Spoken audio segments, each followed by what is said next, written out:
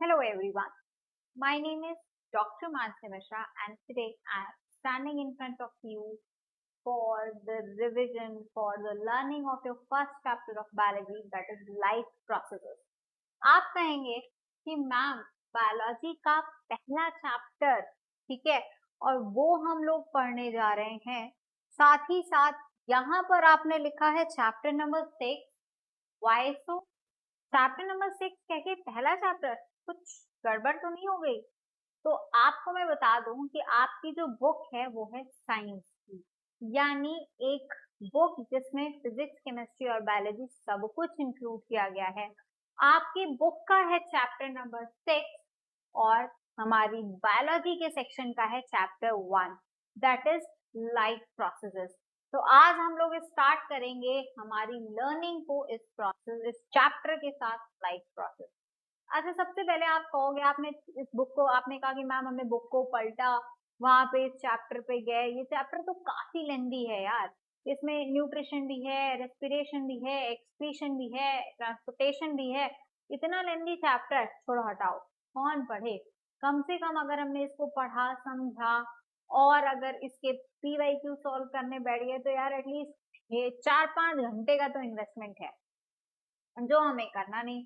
क्योंकि 5-6 घंटे का इन्वेस्टमेंट तो या फिर हम सिर्फ वेब सीरीज देखने के लिए करते हैं या फिर कोई इंटरेस्टिंग की 2-3 मूवीज, वेस्ट ऑफ टाइम। कौन पढ़े इतना लेंदी चैप्टर, 6 घंटे, एमसीक्यू, पीवाईक्यू, ना बाबा, हमारे बस की बात।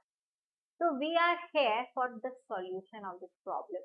हमने इस चैप्टर को कवर करने की कोशिश की है इन minimum time with maximum content, यानी हम कोशिश करेंगे 1 से 2 घंटे में आपके इस चैप्टर को कवर करने की, जहां पर हम कोशिश करेंगे कि कोई भी इम्पोर्टेंट पॉइंट जो आपके एग्जाम के लिए इम्पोर्टेंट है वो मिस ना होने पाए, जिससे आप सारे के सारे क्वेश्चंस को बहुत अच्छे से डील कर लो। साथ ही साथ यहाँ पर हम कोशिश करेंगे आपको ये भी एक्सप्लेन करने की कि जो हम टॉपिक पढ़ रहे हैं, अगर उनसे रिलेटेड कोई क्वेश्चन आपके एग्जाम में आता है और अगर वो 1 मार्क में पूछा जाता है तो आपको उसका आंसर कैसे देना है, एमसीक्यू के फॉर्म में पूछा जाता है तो इसका आंसर कैसे देना है, और अगर वो लेंदी क्वेश्चन, लॉन्ग क्वेश्चन के फॉर्म में पूछा जाता है तो आपको उसका आंसर कैसे देना है। यानी हमने सुना है ना, छोटा पैकेट और बड़ा धमाका। तो आज हम लोग कम से कम समय में, यानी मिनिमम एफर्ट्स के साथ मैक्सिमम कंटेंट तैयार करने की कोशिश कर रहे हैं, मैक्सिमम लर्निंग, मैक्सिमम रिवीजन। ठीक है, शुरू करते हैं इस चैप्टर को। जब हम इस चैप्टर की बात करते हैं बेटा, ठीक है, तो यहाँ पर हम लोग स्टार्ट करते हैं पढ़ना सबसे पहले टॉपिक को, दैट इज आवर न्यूट्रिशन। लेकिन न्यूट्रिशन चैप्टर की शुरुआत का जो पहला टॉपिक है, न्यूट्रिशन तो है, लेकिन उसके पहले चैप्टर के नाम पर तो फोकस करना। नाम क्या कह रहा है इस चैप्टर का? Life processes. यानी भाई किसी के बारे में कहते हैं ना, दुश्मन को हराने से पहले जरूरी है उसके बारे में जान लेना। तो अगर हम इस चैप्टर को पढ़ना चाह रहे हैं, समझना चाह रहे हैं, सीखना चाह रहे हैं, तो सबसे पहले हमें ये तो पता हो कि भाई लाइफ प्रोसेस में हम पढ़ने क्या वाले हैं। What are life processes? So life processes are all those processes which are responsible, which are important, which are necessary for the maintenance of life.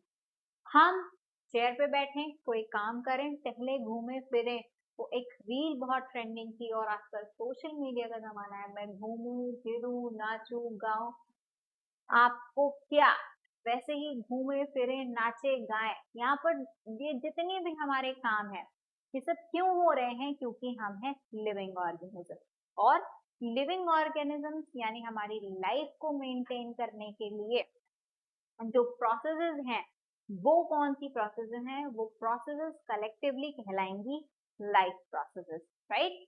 Life process में कई सारी प्रोसेस आती हैं, जिसमें शुरुआत होती है इस चैप्टर की न्यूट्रिशन के साथ, फिर हम समझेंगे रेस्पिरेशन क्या होता है, फिर हम पहुंचेंगे ट्रांसपोर्टेशन पे और हम फिर पहुंचेंगे एट द एंड एक्सक्रीशन पे। तो चलिए शुरू करते हैं लाइफ प्रोसेसेस को समझना, और सबसे पहले हम बढ़ते हैं कहाँ? न्यूट्रिशन की तरफ। ठीक है, जैसे ही हमने शब्द सुना न्यूट्रिशन, जैसे ही हमने शब्द सुना क्या, न्यूट्रिशन, सबसे पहले हमारे दिमाग में एक चीज आई कि भाई न्यूट्रिशन यानी पोषण, यानी खाना खाना। दिमाग में एक चीज आई कि भाई किसी तरह खा लो, खाना खा लो, पेट भर लो, क्योंकि आज की लड़ाई जो भी जितनी भी वर्ल्ड वॉर, ये वॉर वो वॉर हो रही है, वो सब किस वजह से, भाई रोटी कपड़ा मकान हमेशा से जीवन के अहम मुद्दे बने थे और आज भी ये जीवन के लिए अहम है, ठीक, इम्पोर्टेंट है। तो न्यूट्रिशन सिर्फ खाना खाना ही नहीं, दिमाग में तो भले न्यूट्रिशन सुन के सिर्फ इनटेक ऑफ फूड आता है, but this is not just intake of food. Nutrition is a complete process which involves 5 steps. 5 steps होते हैं। सबसे पहला स्टेप है intake of the food, that is ingestion, यानी खाना खाना। एक बार हमने जैसे ही खाना खा लिया, वैसे ही ये हमारा जो फूड है उसे हमारी बॉडी के डिफरेंट ऑर्गन्स तक पहुंचाया जाता है for the second step of nutrition, that is digestion. Digestion is the process in which complex food items are converted into smaller particles. Complex food items को कन्वर्ट किया जाता है स्मॉलर पार्टिकल्स में with the help of digestion. Second step पूरा होने के बाद आएगा थर्ड स्टेप। थर्ड स्टेप क्या है, दैट इज एब्जॉर्प्शन। एक बार जो हमारा फूड मटेरियल डाइजेस्ट हो गया है, अपने सिंपलर पार्टिकल्स में टूट गया है, अब उन सिंपलर पार्टिकल्स को हमें ब्लड में पहुंचा देना है, ताकि एब्जॉर्ब करा देना है, ताकि ब्लड से होता हुआ वो हमारी बॉडी की हर एक सेल तक पहुंच जाए। तो third step is absorption. Blood में मिलाने के बाद, एब्जॉर्ब करने के बाद, ये जो हमारे फूड पार्टिकल्स थे ये हमारी बॉडी की हर एक सेल्स तक पहुंच गए, जहां पर सेल्स ने इन्हें अपने अपने कामों के लिए यूज कर लिया, यूटिलाइज कर लिया। यानी नेक्स्ट स्टेप हुआ हमारा एसिमिलेशन।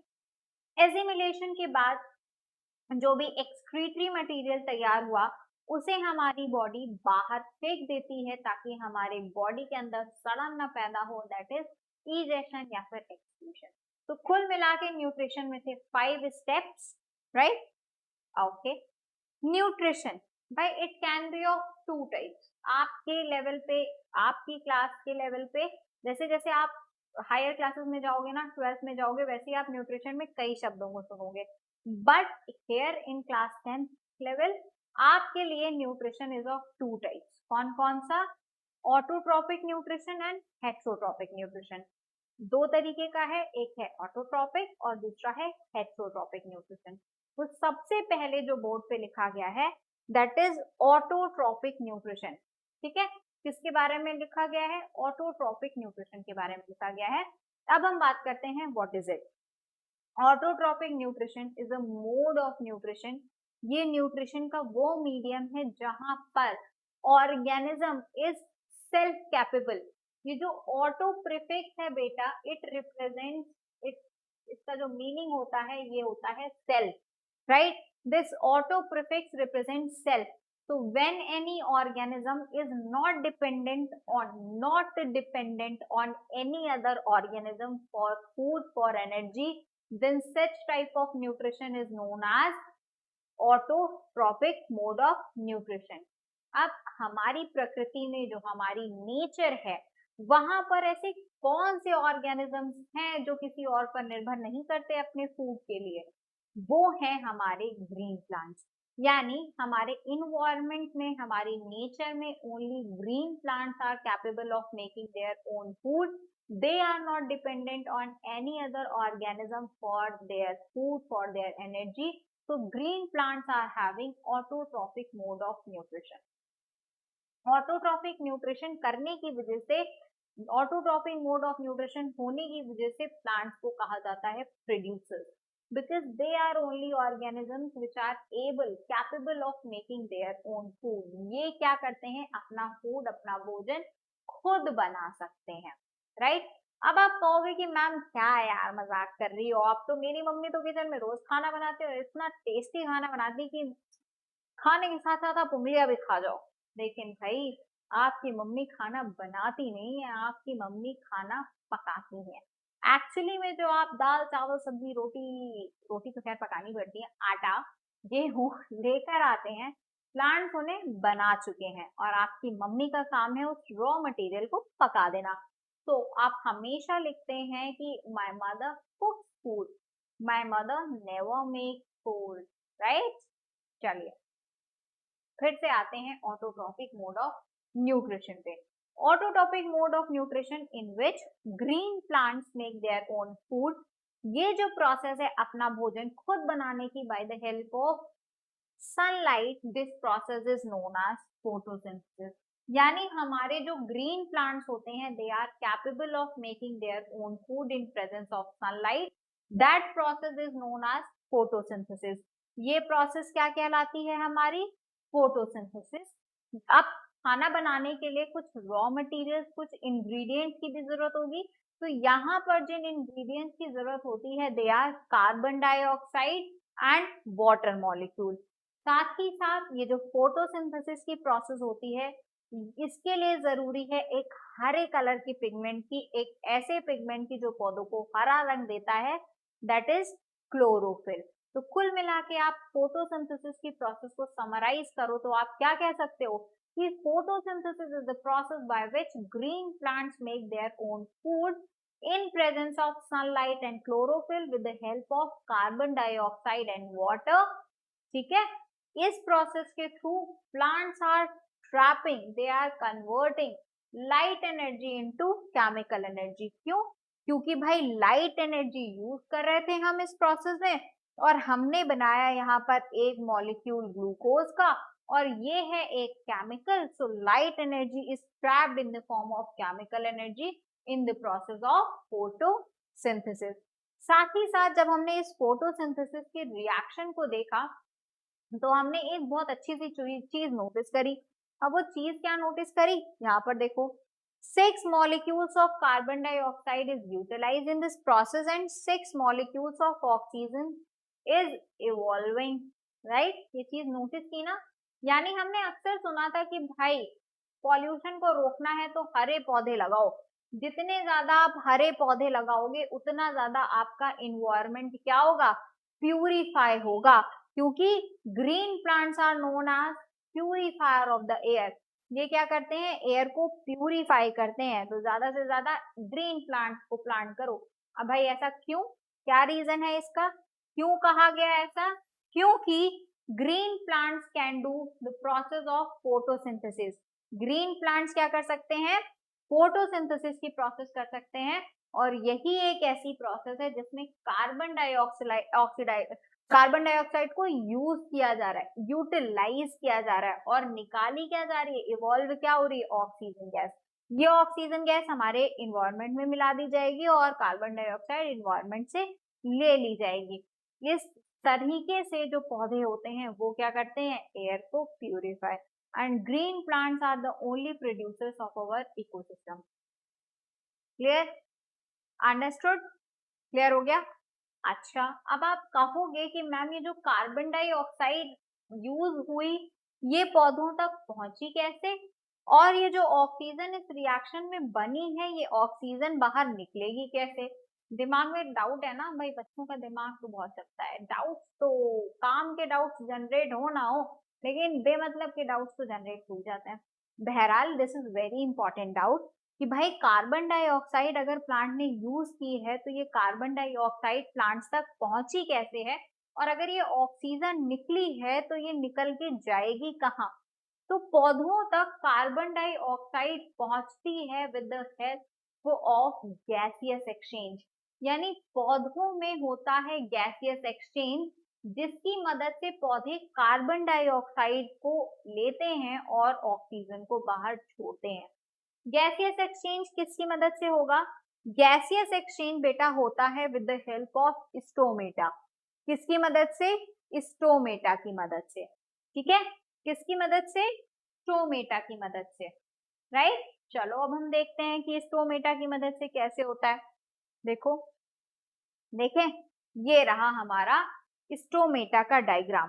अगर आप इस डायग्राम को ध्यान से देखो तो यहाँ पर एक पोर है, एक अपर्चर है और इस पोर को हम कह रहे हैं स्टोमेटल पोर। इस स्टोमेटल पोर को घेरते हुए कुछ सेल्स हैं जिन्हें हमने नाम दिया है गार्ड सेल्स, और ये प्रेजेंट है हमारा क्लोरोप्लास्ट जिसके अंदर ये प्रोसेस हो रही थी फोटोसिंथेसिस की, राइट। Clear, understood. अब देख लो जरा, ये क्या होता है stomatal pore. Stomatal pore is a pore like structure present on the surface of the leaf. ये जो स्टोमेटल पोर है ये एक पोर लाइक स्ट्रक्चर है जो कि लीफ की सरफेस पे प्रेजेंट होता है, ठीक है। गार्ड सेल्स यानी इस स्टोमेटल पोर के चारों तरफ जो स्पेशलाइज्ड डंबल शेप सेल्स हैं, बीन शेप सेल्स हैं, इनका काम क्या होता है, ये गार्ड करती हैं, ये मेंटेन करती हैं कि ये जो स्टोमेटल पोर है, ये जो छेद है, ये होल है, ये कब ओपन होगा और कब क्लोज होगा। जब ये ओपन होता है तो कार्बन डाइऑक्साइड पौधे के अंदर पहुंचती है और ऑक्सीजन जो बनी होती है फोटोसिंथेसिस की प्रोसेस से उसे बाहर निकाल दिया जाता है, ठीक है। तो दिस प्रोसेस, ये जो प्रोसेस थी ये क्या कहलाई, गैसियस एक्सचेंज की, यानी गैसेस को इन्वायरमेंट से एक्सचेंज कर लेना, कार्बन डाइऑक्साइड को ले लेना और ऑक्सीजन को वापस से बाहर कहाँ, इन्वायरमेंट में मिला देना, इन्वायरमेंट में छोड़ देना, अंडरस्टूड। चलो, बार बार हमने कहा ऑक्सीजन ऑक्सीजन ऑक्सीजन इवॉल्व हुई, ऑक्सीजन इवॉल्व हुई, but what is the source of oxygen. ये जो ऑक्सीजन इवॉल्व हुई है ये आई कहाँ से, in the process of photosynthesis. so we are again going back to the reaction, एक बार फिर से रिएक्शन पे चलते हैं, ठीक। ये रही आपके 6 मॉलिक्यूल्स ऑक्सीजन के और ये रहे आपके 6 मॉलिक्यूल्स वाटर के। In the process of photosynthesis, this water is splitting, means breaking into hydrogen and oxygen. Photosynthesis एक ऐसी प्रोसेस है जिसमें सनलाइट की मदद से, सनलाइट की प्रेजेंस में जो वाटर मॉलिक्यूल है ये स्प्लिट कर जाता है, यानी टूट जाता है, कहाँ कहाँ, अपने पार्ट्स में। कौन कौन से पार्ट्स में, हाइड्रोजन एंड ऑक्सीजन। तो ये जो ऑक्सीजन थी इसको बाहर इवॉल्व कर दिया जाता है, and so the source of oxygen is water. By the process, by the splitting of water, oxygen is evolving in the process of photosynthesis, and we can say कि due to the occurrence of photosynthesis, green plants are only producers in this environment, in this ecosystem, right? And such type of nutrition is known as autotrophic mode of nutrition. ठीक है, clear हो गया। आप आगे बढ़ते हैं, ठीक है। अब हम लोग पहुंचते हैं हेट्रोट्रॉपिक मोड ऑफ न्यूट्रिशन पे, which is another mode of nutrition. What is heterotropic mode of nutrition? Hetero, ये जो प्रीफिक्स है बच्चे, ये रिप्रेजेंट करता है किसी दूसरे को। हेट्रो यानी डिफरेंट यानी दूसरा। So what is heterotropic mode of nutrition? Heterotropic mode of nutrition is such type of nutrition in which any organism is dependent on second organism or any other organism for the food or energy. जब एक organism, कोई भी organism किसी दूसरे organism पर dependent हो अपने food के लिए, अपनी एनर्जी के लिए, then such type of nutrition is known as heterotropic mode of nutrition. Green plants को छोड़कर आप इस पूरे वर्ल्ड में, पूरे अर्थ में जितने भी ऑर्गेनिजम्स, जितने भी लिविंग ऑर्गेनिजम्स को ऑब्जर्व कर रहे हैं, they all are heterotropic organisms, they all are having heterotropic mode of nutrition, ठीक है। चाहे वो माइक्रो ऑर्गेनिजम्स ही क्यों ना हो, जैसे कि यहाँ पर एक डायग्राम हमने बनाया हुआ है अमीबा का, या फिर लार्ज ह्यूमन ऑर्गेनिज्म ही क्यों ना हो। Human is the most complex living organism on this earth, तो चाहे हम ह्यूमन को ले लें या फिर एक यूनिसेलुलर ऑर्गेनिज्म अमीबा को ही क्यों ना ले लें, everyone is having heterotropic mode of nutrition. Why? Because they are depending on any other organism for their energy, for their food. Every organism which is depending on any other organism is known as consumer. हर एक organism जो दूसरे organism पर निर्भर है अपने food के लिए, अपनी एनर्जी के लिए, that is known as consumer. हम उसे कलेक्टिवली क्या कह सकते हैं, कंज्यूमर नाम दे सकते हैं, चाहे वो आपके ह्यूमन बीइंग ही क्यों ना हो या फिर आपके छोटे छोटे माइक्रो ऑर्गेनिजम्स ही क्यों ना हो, ठीक। तो आप कह सकते हैं कि every consumer is dependent either directly और indirectly on producers for their food और एनर्जी। कैसे, चलो जस्टिफाई करते हैं, ठीक है। अब इतना बड़ा स्टेटमेंट बोला है कि ईच एंड एवरी ऑर्गेनिज्म, हर एक कंज्यूमर डायरेक्टली और इनडायरेक्टली प्रोड्यूसर्स पर निर्भर है, अपनी एनर्जी के लिए, अपने फूड के लिए, तो थोड़ा जस्टिफिकेशन तो बनता है ना भाई, चलो जस्टिफाई करते हैं। तो हमने यहाँ पर लिखा ग्रास हॉपर। ग्रास हॉपर को खाता कौन है? फूड चेन बना रहे हैं। फ्रॉग ने खा लिया। फ्रॉग को किसने खाया? स्नेक ने खाया। अब बाबा जरा बताना कि ग्रास हॉपर क्या खाता था? ये खाता था ग्रास को, यानी ग्रीन प्लांट को। तो भाई जब ग्रास हॉपर जिंदा रहेगा, यानी उसको अपना भोजन मिलता रहेगा ग्रास से, तब ना ये अवेलेबल रहेगा फ्रॉग के लिए। और जब ये जीवित रहेगा तभी तो फ्रॉग इसको खाएगा। और जब फ्रॉग को खाना मिलेगा और फ्रॉग जीवित रहेगा तभी तो स्नेक फ्रॉग को खा पाएगा। यानी कुल मिला के स्नेक तब जीवित रहेगा कब? जब इस धरती पर रहेगी ग्रास। क्यों? क्योंकि जब ग्रास रहेगी तो ग्रास हॉपर खाना खाएगा, फिर उस ग्रास हॉपर को फ्रॉग खाएगा और अल्टीमेटली फ्रॉग से होती हुई एनर्जी कहाँ पहुंचेगी? स्नेक पर पहुंचेगी। तो चाहे ग्रास हो, चाहे फ्रॉग हो, या फिर स्नेक हो, they all are known as consumers. ये अलग अलग कैटेगरी के कंज्यूमर्स हैं, and each and every consumer is directly और indirectly dependent on producers for their food or energy. So the mode of nutrition in which any organism is dependent on any other organism for their food or energy, that mode of nutrition is known as heterotrophic mode of nutrition. यहाँ पर हमने जो diagram दिखाया है वो diagram है amoeba का। ठीक है, अमीबा एक यूनिसेलुलर ऑर्गेनिज्म है। ठीक है, ये भी क्या है, यहाँ पर भी क्या होता है? हेट्रोट्रॉपिक मोड ऑफ न्यूट्रिशन होता है। और हेट्रोट्रॉपिक मोड ऑफ न्यूट्रिशन में भाई अपना फूड कैसे लेता है? तो यहाँ भाई सारे जितने भी ऑर्गेनिजम्स आप इस धरती पर देख रहे हैं, हर एक ऑर्गेनिज्म के पास कुछ ना कुछ खूबियां हैं। ठीक है, भगवान ने हर एक को कुछ ना कुछ गिफ्ट देकर भेजा है, ऐवे ही नहीं भेज दिया। इसके पास भी कुछ गिफ्ट है, भले ही ये यूनिसेलुलर है, कुछ ना कुछ तो गिफ्ट है ना। तो इसके पास जो गिफ्ट है that is presence of pseudopodia. These pseudopodia are also known as false feet. ठीक है, ये जो स्यूडोपोडिया है इनका दूसरा नाम क्या है? False feet. ओके, देखो जब इन अमीबा को ना, इस अमीबा के पास, इसके पास मान लो इसका कोई फेवरेट फूड मटेरियल आ गया। जैसे याद करो, मम्मी बाहर जाती है ना मार्केट, मार्केट से अंकल से ना ना लेस लेस का पैकेट लेके आती है, तो तुम मम्मी के पास जाते हो और झट से हाथ फैलाते हो और झपट लेते हो एकदम कि नहीं भाई हम ही खाएंगे, मजाल की कोई भाई बहन ले ले। वैसे ही अमीबा के पास अगर कोई फूड पार्टिकल पहुंचा, तो ये स्यूडोपोडिया, ये जो इसकी सेल है, ठीक है, ये जो यूनिसेलुलर ऑर्गेनिज्म है ना, तो इसके पास एक सेल है ना। ठीक, यहाँ से क्या होते हैं? आउटग्रोथ निकलती है, और ये आउटग्रोथ क्या कहलाती है? स्यूडोपोडिया। ये स्यूडोपोडिया इस फूड पार्टिकल को चारों तरफ से कवर कर लेते हैं और इस तरीके से इस फूड पार्टिकल को अमीबा की सेल के अंदर पहुंचा दिया जाता है।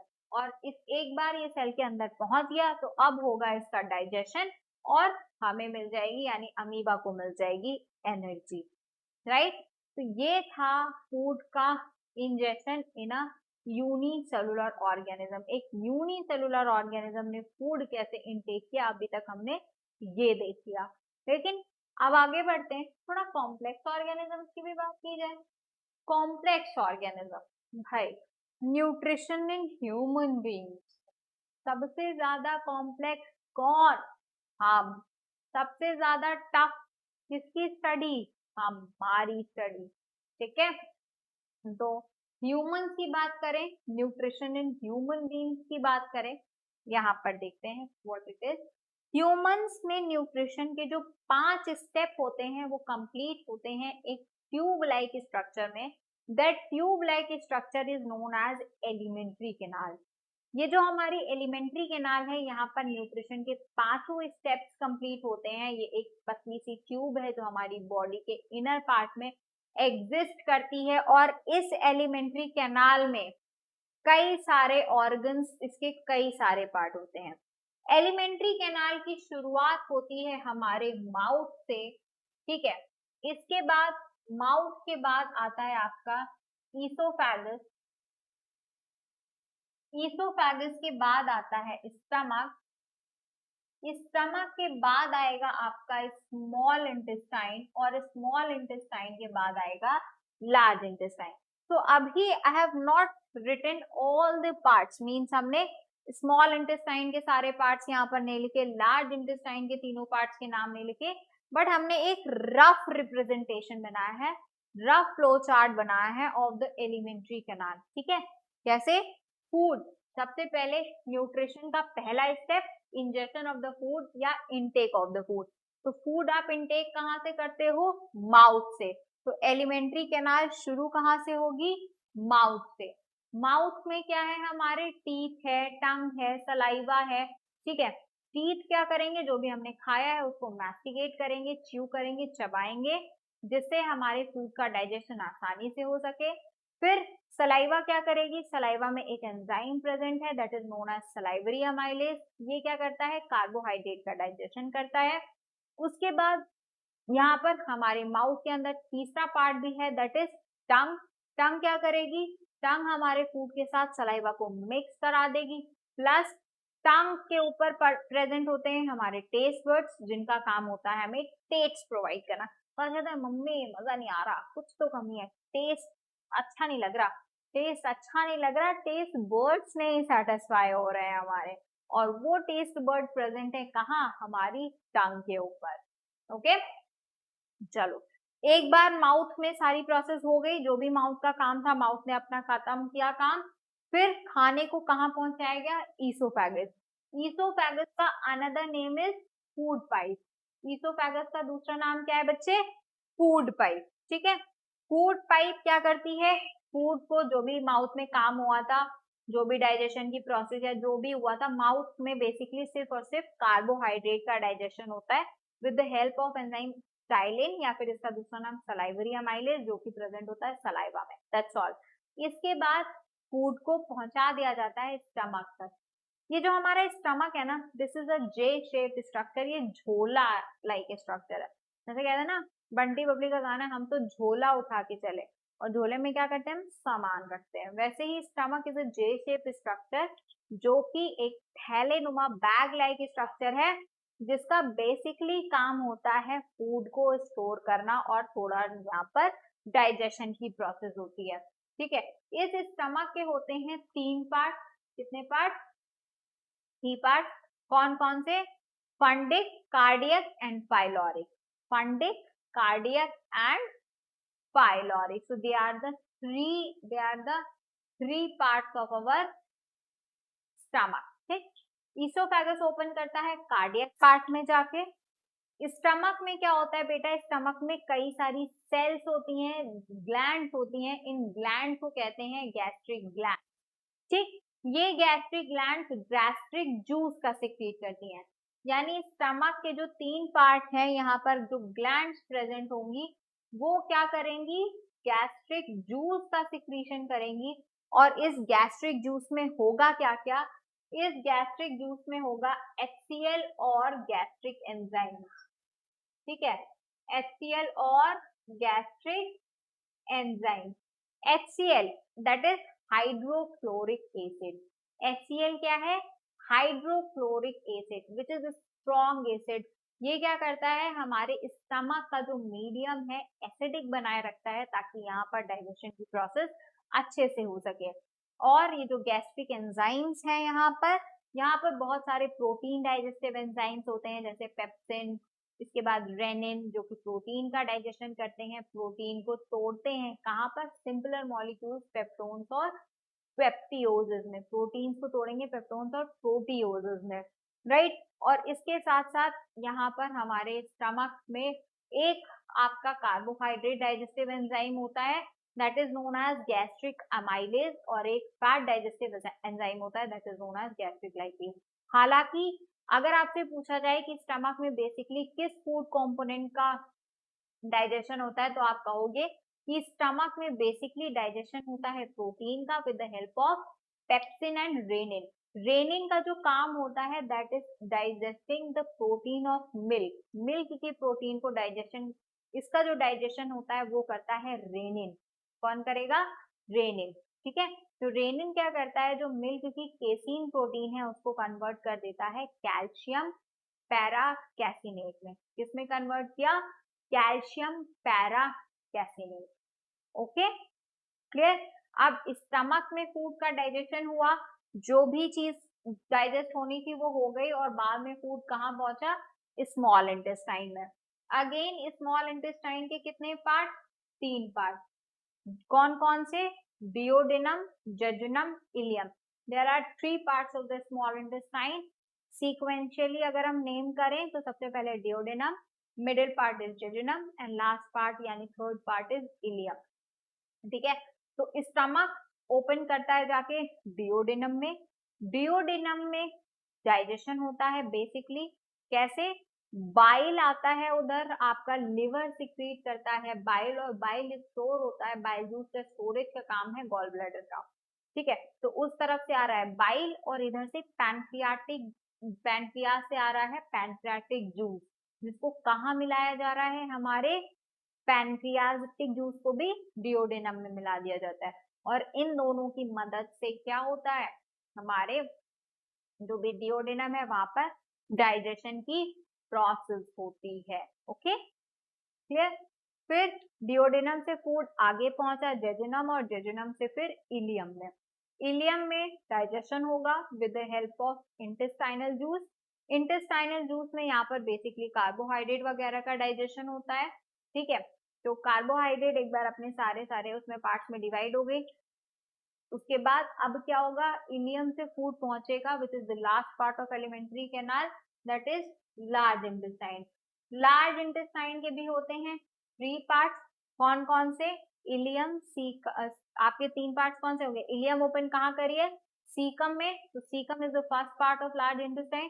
Caecum, colon and rectum, there are 3 parts of large intestine. Caecum, colon and rectum.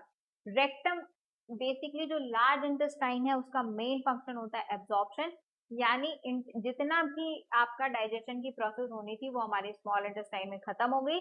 Large intestine में अब बेसिकली होगा एब्जॉर्प्शन, और सबसे ज्यादा एब्जॉर्प्शन होता है यहाँ पर वाटर का।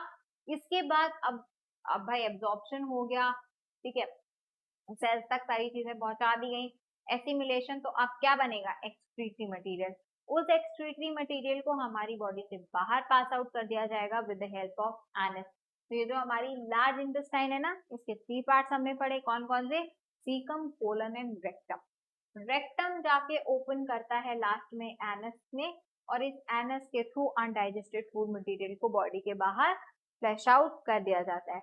यानी हमने क्या देखा? एलिमेंट्री कैनाल के बहुत सारे पार्ट हैं, और हमारी एलिमेंट्री कैनाल शुरू हो रही है माउथ पर और खत्म हो रही है एनस पर, और इसी एलिमेंट्री कैनाल में सारे पार्ट्स को मिलाकर हमारे न्यूट्रिशन की प्रोसेस पूरी हो जाती है। ठीक है, शुरुआत होती है इंजेक्शन से, जो कि हुआ फूड मटेरियल का इनटेक कहाँ पर हो रहा है? माउथ में हो रहा है।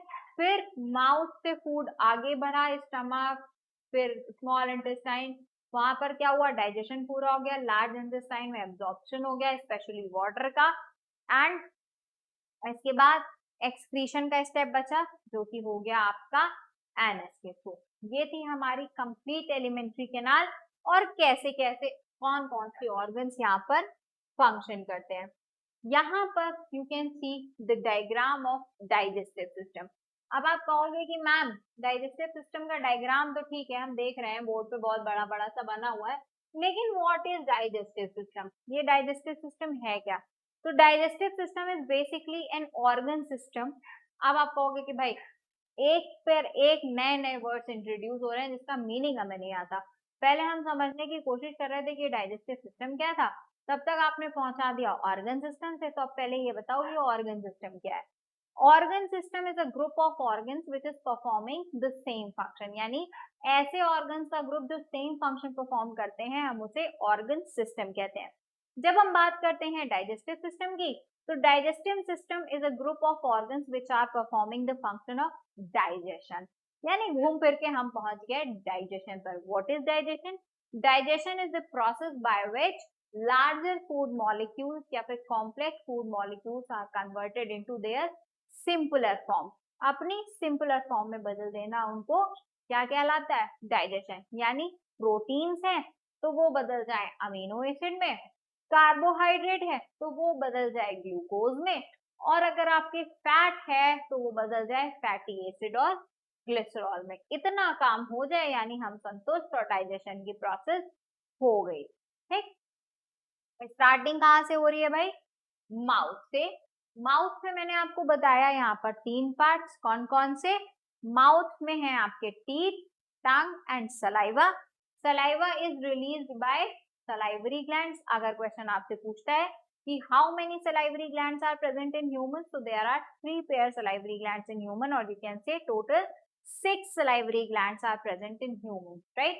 ये सलाइवरी ग्लैंड सलाइवा जो कि इनका सिक्रीशन है वो रिलीज करती है माउथ में। इस सलाइवा में प्रेजेंट होता है salivary amylase which is also known as ptyalin, जो करता है कार्बोहाइड्रेट का डाइजेशन। टीथ ने अपना काम किया, मास्टिकेशन किया, फूड को चबाया हुआ बढ़िया तरीके से। टेस्ट बर्ड्स ने अपना काम किया, हमें खाने का टेस्ट प्रोवाइड करा दिया और सारा फंक्शन हो गया भाई। यहाँ से फूड पहुंचा ईसोफेगस में, ईसोफेगस से आगे आते हुए फूड पहुंचा स्टमक में। स्टमक भाई झोला है हमारा, यहाँ पर अपने फूड को रखेंगे। 3 पार्ट्स होते हैं, फंडिक, कार्डिक, पाइलोरिक।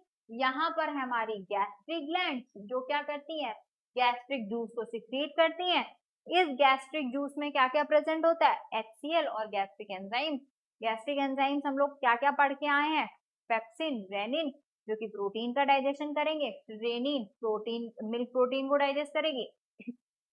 इसके बाद सलाइवरी, इसके बाद आपका गैस्ट्रिक अमाइलेज जो कि कार्बोहाइड्रेट को डाइजेस्ट करेगा, और गैस्ट्रिक लाइपेज जो कि आपके फैट को डाइजेस्ट करेंगे।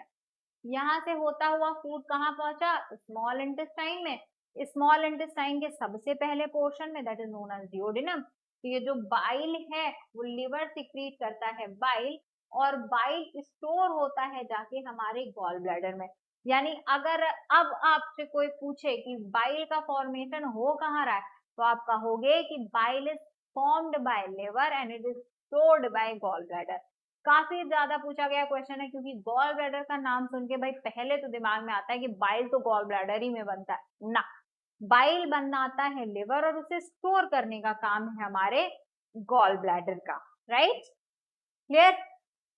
ओके, तो यहां से आया हमारा बाइल, कहाँ आया? डिओडिनम में।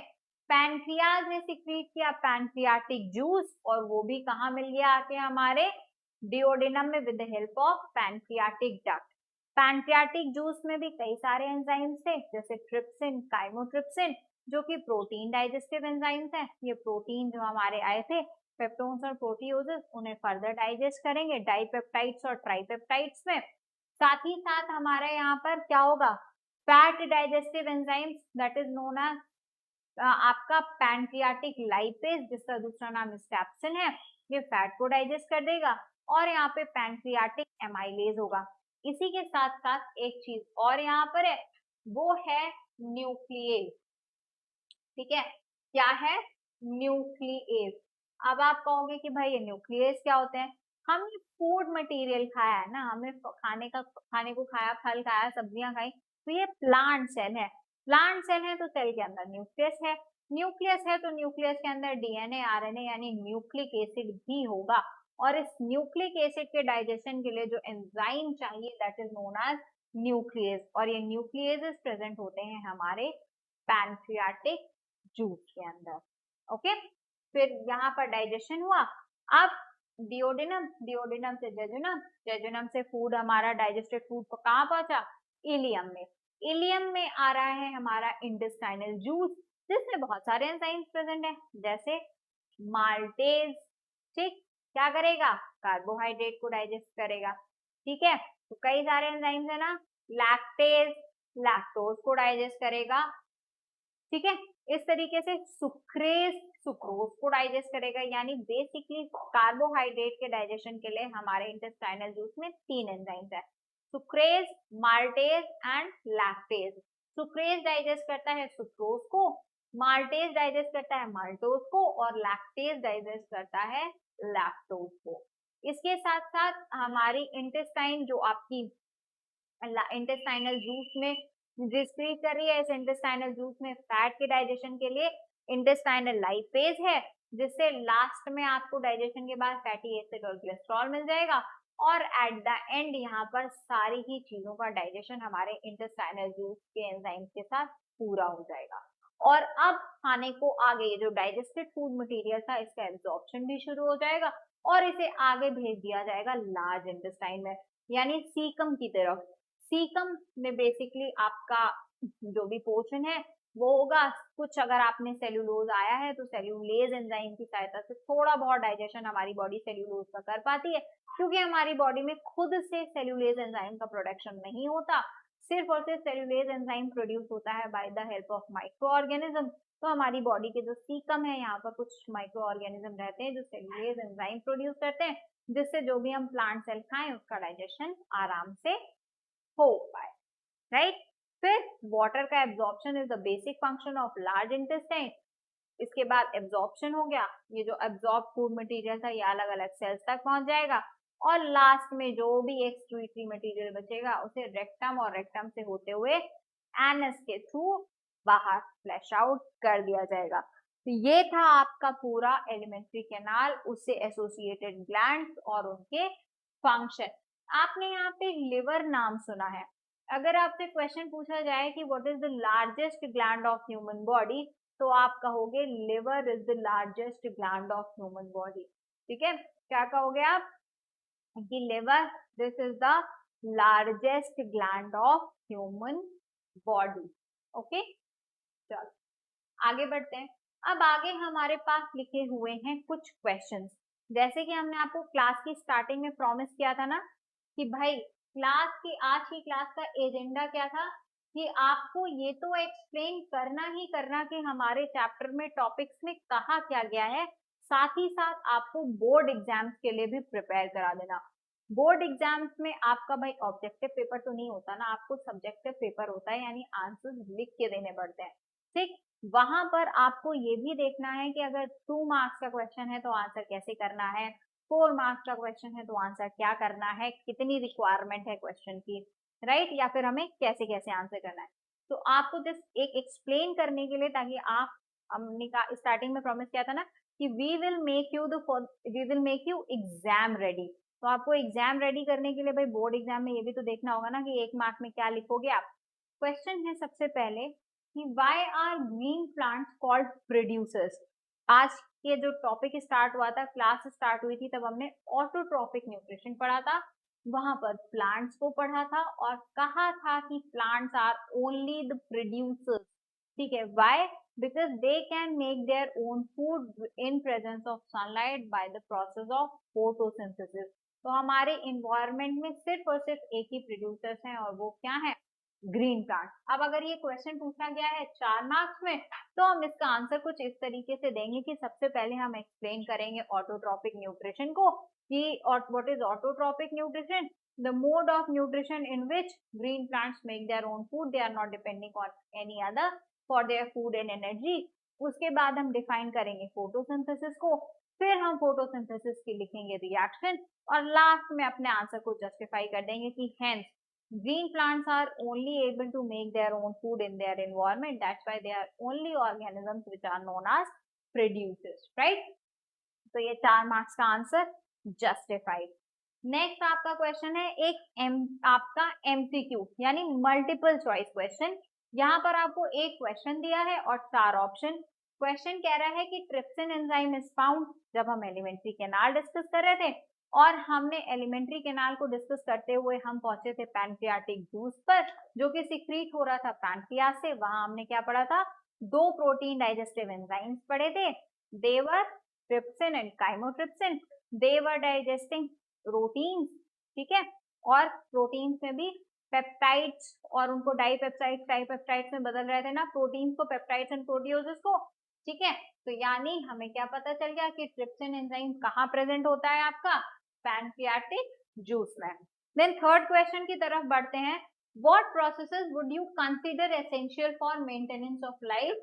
4 मार्क्स का क्वेश्चन, सीधा सा क्वेश्चन है और क्वेश्चन कह रहा है कि what processes would you consider essential for the maintenance of life, यानी वो कौन सी प्रोसेसेस हैं जिनको आप एसेंशियल मानते हैं लाइफ को कंसीडर करने के लिए। याद करिए आज के क्लास की शुरुआत हुई थी, लेक्चर की शुरुआत हुई थी, जहां पर मैंने आपसे क्या कहा था, मैंने कहा था कि भाई दुश्मन को हराने से पहले इंपॉर्टेंट है उसके बारे में जान लेना। यानी लाइफ प्रोसेस में जितनी प्रोसेसेस हैं उनको एक्सप्लेन करने से पहले जरूरी है लाइफ प्रोसेस को जानना। यानी all those processes which are important for the existence of life they are known as life processes. और आपका ये चैप्टर का नाम ही था जहां से आज के क्लास की शुरुआत हुई थी, life process. So this was for 4 marks. So in this way we have completed nutrition. We have studied the nutrition in plants की क्या है, autotrophic mode of nutrition. We have studied heterotrophic mode of nutrition. We have studied about the alimentary canal of humans, all the associated parts, glands, their juices and everything, right? So in this way the topic nutrition is completed. Now we are going to move forward to the another topic for this chapter and that is respiration.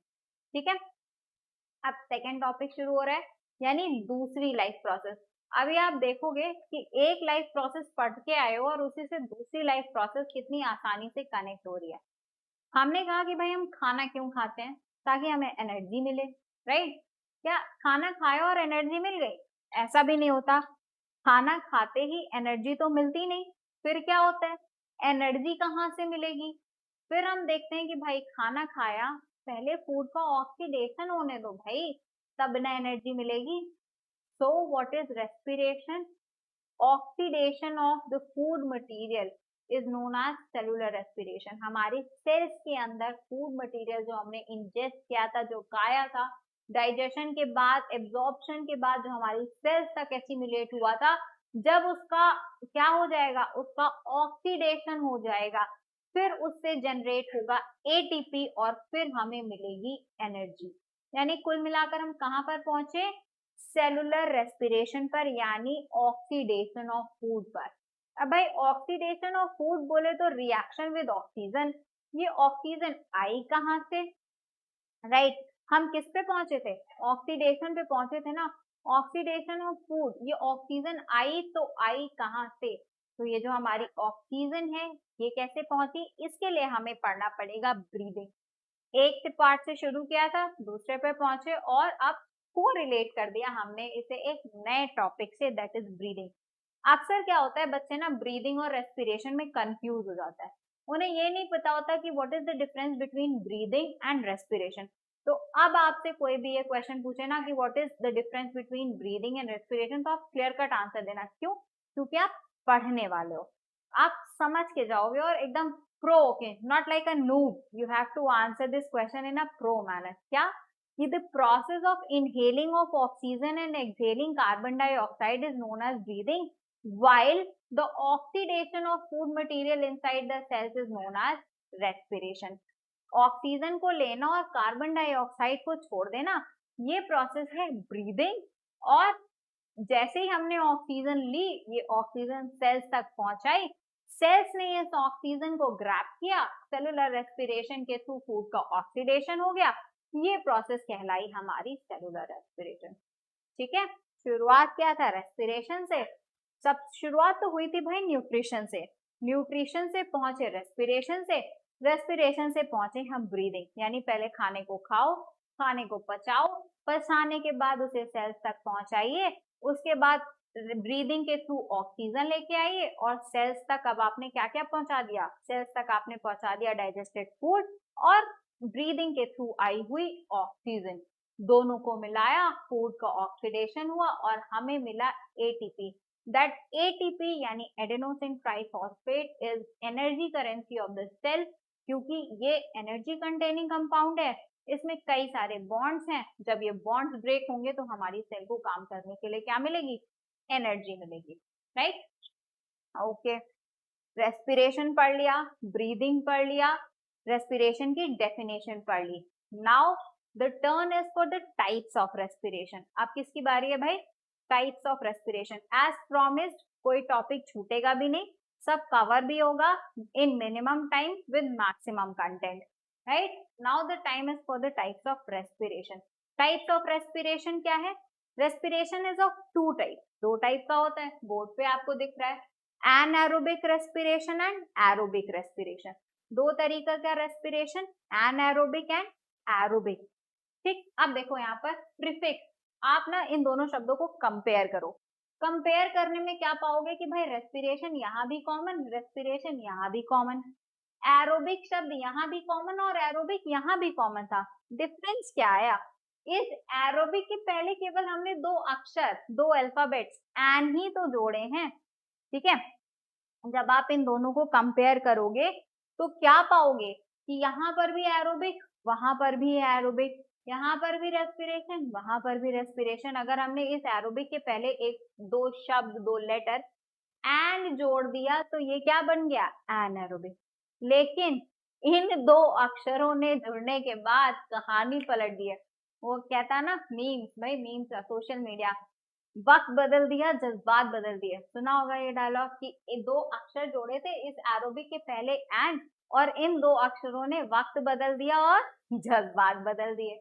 हुआ क्या, देखो ये जो दो शब्द है ना N, ये मतलब दो अक्षर है ना एन शब्द जो बना रहे हैं, ये यूज होते हैं एज अ प्रीफिक्स, यानी अगर आप इन्हें किसी भी शब्द के पहले जोड़ दोगे तो ये क्या दिखाएंगे, एब्सेंस को।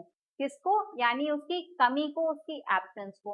अब हमने इसे एरोबिक शब्द के पहले जोड़ दिया है, यानी the type of respiration which is occurring in absence of oxygen that is known as anaerobic respiration. यानी ऐसा रेस्पिरेशन जो ऑक्सीजन की एब्सेंस में होगा वो कहलाएगा anaerobic respiration, and the type of respiration which is occurring in presence of oxygen that is known as aerobic respiration. okay, ठीक है। चलो अब इस फ्लो चार्ट पे गौर करते हैं। फ्लो चार्ट में क्या है, ग्लूकोज। सबसे पहले फ्लो चार्ट की शुरुआत कहाँ से हो रही है, ग्लूकोज से हो रही है। ग्लूकोज आया कहाँ से, प्लांट्स ने तो फोटोसिंथेसिस के थ्रू ग्लूकोज बनाया था, और ह्यूमंस ने जो कार्बोहाइड्रेट खाया था उसको डाइजेस्ट करके ग्लूकोज बनाया था। अल्टीमेटली सब कहाँ पर पहुंचे हैं, ग्लूकोज से। ग्लूकोज कहाँ तक पहुंचाया गया, हर एक सेल के साइटोप्लाज्म में। साइटोप्लाज्म में होती है हमारे रेस्पिरेशन की पहली स्टेप।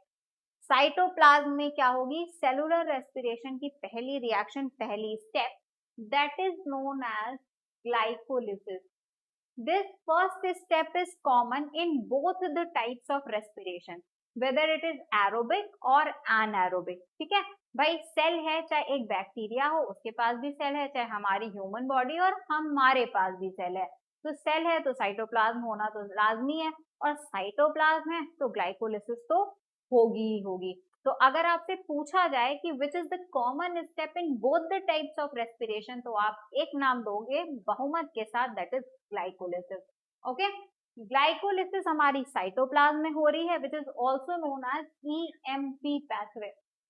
तीन साइंटिस्ट थे हमारे, इन तीनों साइंटिस्ट के नाम के इनिशियल्स को लेकर इसका नाम रख दिया गया ईएमपी पाथवे, क्योंकि इस रिएक्शन को, ग्लाइकोलिसिस की प्रोसेस की डिस्कवरी करने वाले हमारे यही तीन साइंटिस्ट है। ग्लाइकोलिसिस की प्रोसेस हुई और इससे बना पायरुविक एसिड, जिसका डेरिवेटिव हमने लिखा है पायरुवेट। यानी ग्लूकोज के एक मॉलिक्यूल से ग्लाइकोलिसिस के बाद बनते हैं पायरुविक एसिड के दो मॉलिक्यूल। ये जो पायरुविक एसिड के दो मॉलिक्यूल हैं, अब इनका क्या होगा, तो उसके लिए सबसे पहले हम बात करते हैं उस कंडीशन की जबकि हमारे पास ऑक्सीजन मौजूद है। जब हमारे पास ऑक्सीजन मौजूद होगी, यानी हमारी सेल्स को ऑक्सीजन मिल गई होगी, एरोबिक रेस्पिरेशन होगा, तब क्या होगा, ये पायरुविक एसिड पायरुवेट पहुंचा दिया जाएगा हमारी बॉडी के माइटोकॉन्ड्रिया तक। माइटोकॉन्ड्रिया में इसको यूज किया जाएगा और इसका ऑक्सीडेशन होगा, जिसके थ्रू कन्वर्ट होकर हमें जो प्रोडक्ट मिलेंगे वो क्या मिलेंगे, carbon dioxide, water and ATP. energy in the form of ATP due to the formation of energy in mitochondria. Mitochondria is known as powerhouse of the cell. Okay, शुरू कहाँ किया था, एक चैप्टर से, एक से दूसरा लिंक हुआ, दूसरे से तीसरा, एवरीथिंग इज कनेक्टेड। जैसे मैथ्स का एक फॉर्मूला यहाँ पढ़ते हुए यूज होता है फिजिक्स में, फिर कहीं और, वैसे हर लाइफ प्रोसेस एक दूसरे से कनेक्टेड है। और अगर आप जीवित रहना चाहते हैं तो जरूरी है कि सारी प्रोसेस सही से चलती रहे, राइट। चलो, ये तो अभी तक वो बात थी जब ऑक्सीजन मिली।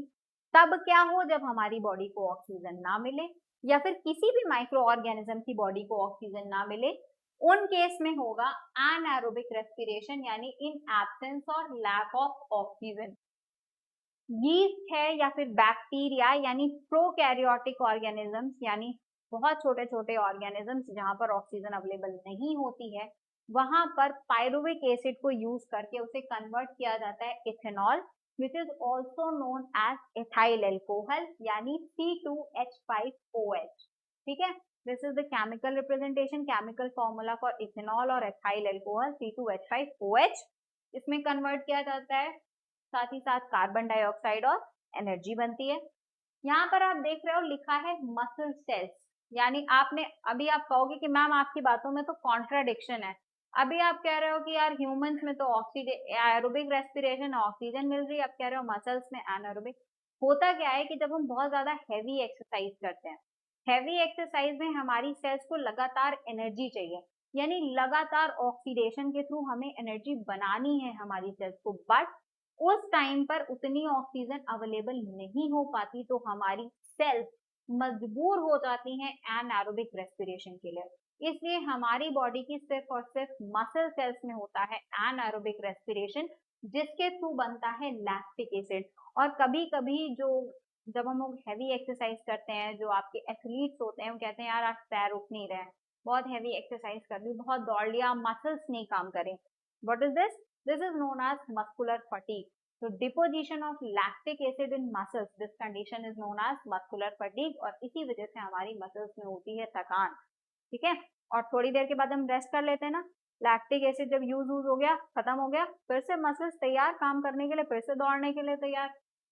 राइट, चलो ये सीख लिया हम लोगों ने, ये सीख लिया। अब बचा इथेनॉल।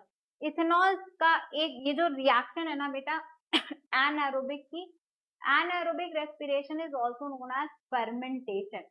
ठीक है, तो एनारोबिक रेस्पिरेशन आप इसको दूसरे नाम से क्या जान सकते हो, this is also known as fermentation. ये क्या कहलाएगा? फर्मेंटेशन। अच्छा, बचपन में सुना होगा दादी नानी कहती है सिरका बनाना है। सिरका बनाने के लिए बस क्या करती हैं, गन्ने के जूस को रख देती हैं, गन्ने का रस निकाला उसको रख दिया कई दिनों तक। वो जितना ज्यादा पुराना होता जाता है सिरका में उतना ही स्वाद आता है। कहता है स्वाद आ गया भाई, कितना पुराना था, इतना पुराना था। बना कैसे? वो जो सिरका था उसमें बैक्टीरिया ने किया एनारोबिक रेस्पिरेशन, बनाया एथेनॉल और वो कन्वर्ट हो गया सिरके में। जितनी भी वाइन्स होती हैं जिसमें एथेनॉल वगैरह यूज होता है, वहां पर इसी प्रोसेस एथेनॉल वो आता है वाइन्स में, कहां से? एल्कोहल वाइन्स में कहां पे आया? Due to this process, because of this process fermentation which is a type of anaerobic respiration। Okay, चलो एटीपी के बारे में हम लोगों ने जान लिया कि ATP is known as energy currency of the cell. This is the diagram of respiratory system. Respiratory system, अब आप कहोगे again what is this respiratory system? Respiratory system is an organ system. फिर से अब ऑर्गन सिस्टम क्या है? Organ system is a group of organs which are performing similar functions. So what is respiratory system? Respiratory system is a group of organs which are involved in the process of respiration। जो भी respiration में involved है वो सारे organs मिलके क्या बनाएंगे हमारी body का respiratory system। अगर हम इस डायग्राम को ध्यान से देखें तो रेस्पिरेटरी सिस्टम की शुरुआत हो रही है हमारी नोज से, यानी नॉस्ट्रल से। हमने क्या किया? एयर को इनहेल किया, एयर नासोफेरिंक्स, ओरोफेरिंक्स, लैरिंक्स से होते हुए trachea, trachea which is also known as wind pipe, यहां से होते हुए कहां पहुंची? लंग्स में पहुंची। ह्यूमंस के पास है एक पेयर लंग्स यानी दो लंग्स, राइट और लेफ्ट। राइट वाला थोड़ा सा बड़ा है जिसमें 3 चेम्बर्स हैं, और लेफ्ट वाला थोड़ा सा छोटा है जिसमें 2 चेम्बर्स हैं। ट्रैकिया एंटर करती है, ट्रैकिया डिवाइड होती है ब्रोंकाई ब्रोंक्यूल्स में, और लंग्स के अंदर फर्दर ब्रांचेस होती हैं जहां पर होते हैं alveoli. Alveoli are present inside the lungs which are the site for the gases exchange. Alveoli में होगा लंग्स के अंदर गैसेस एक्सचेंज, यानी हमने जो एयर इनहेल की थी वहां से ऑक्सीजन को निकाला जाएगा, हमारी ब्लड तक मिला दिया जाएगा। ब्लड में है आरबीसी, और आरबीसी में प्रेजेंट होता है हीमोग्लोबिन। हीमोग्लोबिन ऑक्सीजन के साथ जुड़ जाएगा, रिएक्शन करेगा और बना लेगा ऑक्सी हीमोग्लोबिन कॉम्प्लेक्स। ये ऑक्सी हीमोग्लोबिन ब्लड के थ्रू होता हुआ हमारी बॉडी की हर एक सेल तक पहुंचेगा। हमारी सेल्स ब्लड से इस ऑक्सी हीमोग्लोबिन से ऑक्सीजन को ले लेंगी और हीमोग्लोबिन में मिला देंगी कार्बन डाइऑक्साइड, यानी ब्लड में मिला देंगी कार्बन डाइऑक्साइड।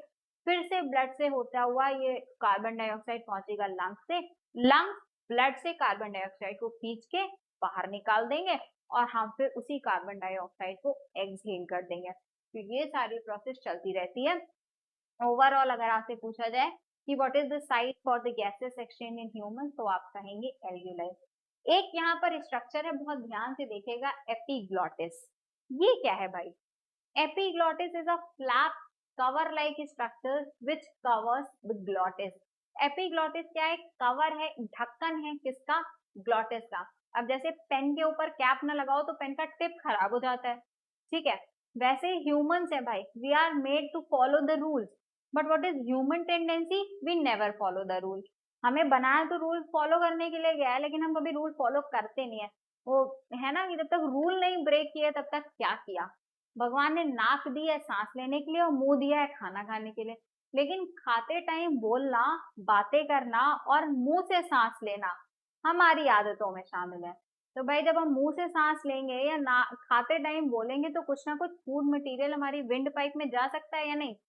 और खाते टाइम कोई भी फूड मटेरियल हमारे विंड पाइप में ना चला जाए, इसको सुरक्षित रखने के लिए, ग्लॉटिस को बंद करने के लिए क्या होता है? उसको ढक्कन लगा दिया जाता है, दैट इज एपिग्लॉटिस।